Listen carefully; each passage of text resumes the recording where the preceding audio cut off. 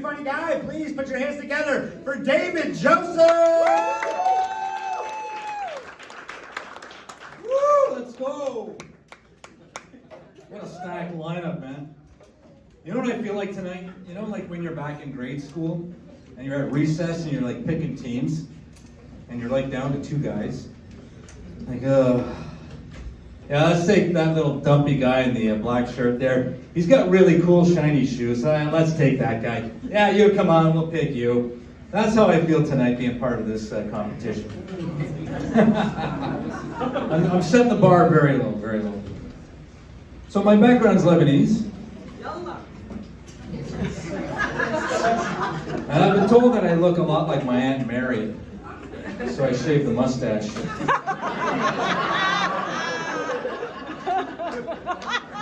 My ancestors come from a really small village in Lebanon. It's called the Bekaa Valley, which is actually Lebanese for Shawarma Palace.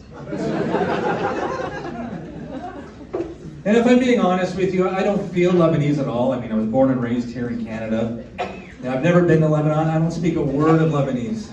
In fact, the only Lebanese thing about me is the thick black hair on my ass. I would like to go to Lebanon one day though, but I'm not sure it's going to be anytime soon because it's obviously a very dangerous place to go. So the Lebanese government has set up a Lebanese travel advisory hotline. So I called it up, and it's a pre-recorded message that goes something like this. This is Lebanese Travel Advisory Hotline. If you plan trip to Lebanon, please get your head examined. But if must come, you may face the following upon arrival. The airstrike, the burglary, the castration, the bombings, the civil war, the communism, the carjacking, the discrimination, dismemberment, more castration, extreme violence, the falling building, gunshot wounds, the gang rape, the kidnapping, the landmine, mutilation, random explosions, perhaps more castration, radical protests, Scud missile, and the terrorist attack. But your safety #1 priority, so please wear a mask to avoid catching the COVID-19. Thank you for calling and praise Allah.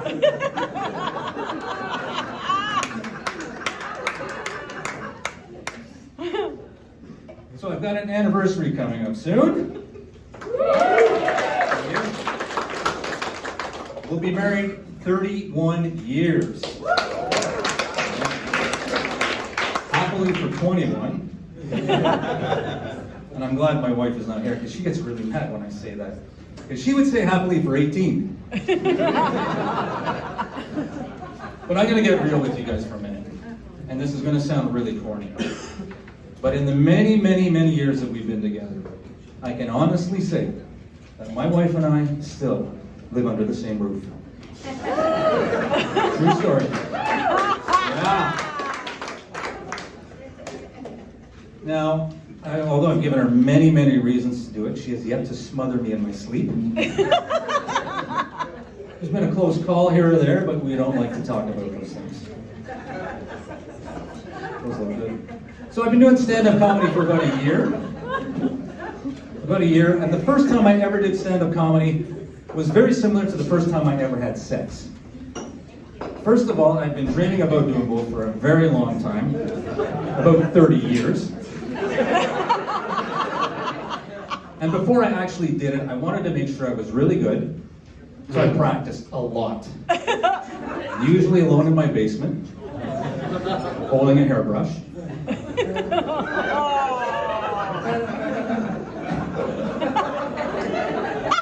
And when the big night finally came, my mom and dad, they were so supportive. They were literally sitting where you are, watching me about 5 feet away, cheering me on. And I think I got stage fright because I only lasted 3 minutes. But the bonus was when I was done, I actually got paid $20.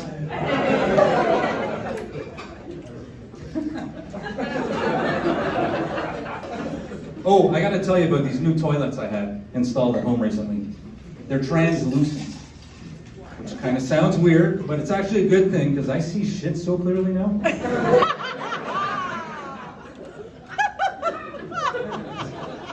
And I was sitting on the toilet the other night. It was 11:59 p.m. And then the clock struck midnight. It was same shit, different day.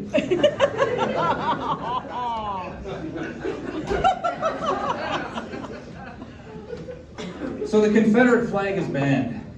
You can't buy them in any stores. In fact, the only place you can buy this symbol of white supremacy is ironically on the black market.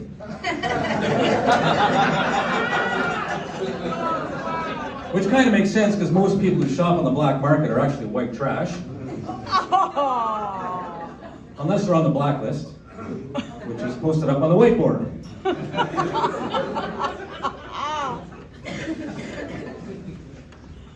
This lady, she said to me, she said, I shop almost exclusively on the black market now. I said, why? She said, because once you go black, you never go back. That's about the same reaction I had. Any pool players here tonight? Pool players? Oh yeah. All right, Alberta. Yeah. You know that a lot of people who play pool are actually dyslexic polo players? And if you ever want to play for money, find those people, because those are the people you want to play against. But I used to play a lot of pool, but I don't anymore, because pool is a racist game. Let me explain it. To set up the game, you've got a very small triangular area. And this is where the balls of color go, right? Inside that, you got the red one, the yellow one, the brown one.